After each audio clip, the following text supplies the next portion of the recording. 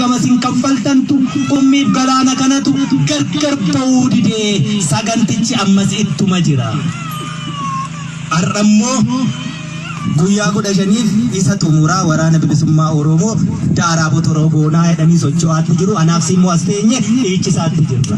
Wanni miidiyaa irra jirtuu fi wanni lafa irra jirtu gargar.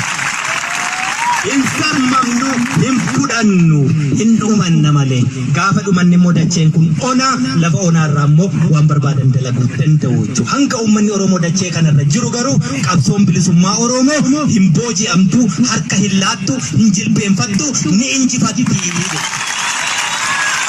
Ni injifanni. Tapha siyaasaa ilmaan Oromoo beekan Oromoo hedduun kaleessa goyyomfame jaarsummaa mala maaloo waraanni bilisummaa Oromoo har'a hanga qeensa xurii qeensa kiyyaa kana dhimma Oromoo irratti waa sharafamte jennaan hin fudhannu. Dhibba barbaanna dhibba argannaan immoo duubatti hin jennu jechuudha. Kanaaf hanga bilisa sin baasnutti ani yookaan nan du'a yookaan ammoo bilisa si baasa kanuma. Injiru harka kennu. Xiqqaa guddisa Oromoon aadaan ishee kana kanaan beekamti. Kun yoo walitti dhufe gabrummaan nurran bultu. Abbootiin keenya kaleessa qabsoon bilisummaa Oromoo qawwee kaasuu miti. Oromoo wal ta'ee afaan tokko dubbatee walii galee tabbaba'ee irraan gadee fincaa'ennaan lolaa fincaan isaatu galaana ta'ee diina fuudhee deemaa jedha. Loluu yoo nun barbaachisu beeki yoo harka wal qabannee walii galle.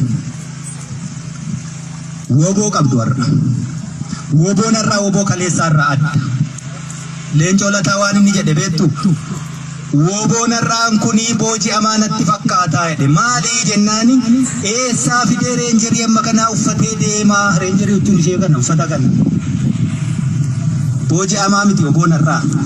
Ummata galaana kana keessa dhaabbata dachee taadhii badhaatuu lalistuu kanarra jira. Sammuu ittiin itti fayyadamu qaba. Ummata kanatu natti uffise. Boojii amaa miti.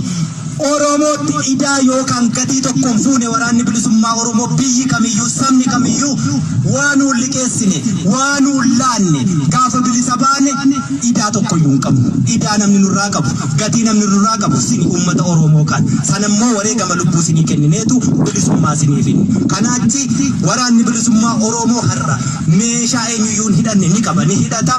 Uffata eenyuyyuu hin qabnes ni dhuffa. Uffati sunis immoo warshaa mootummaatti oomishiisu. Sinigale achuma dhufaa jedhu. Akkasumatti warshuma isaatti oomishni achumaatti uffanna. Booji'amaa miti nuti. Sammuu booji'amee bareedu booji'amaa namaan jedhaa jechuudha. Sammuu kaleessa uummata galaana qabu waraana bilisummaa Oromoo 30 hanga 40 qabu. Qawwee gahaa qabu. Waraana bilisummaa Oromoo mana ga'u kana qawwee irraa hiiksisee ummanni miileena sadiinu booji'e. Sammuu sanatu jiraarrayyuu. Dhaloonni har'aa garuu sanaaf hin jiru.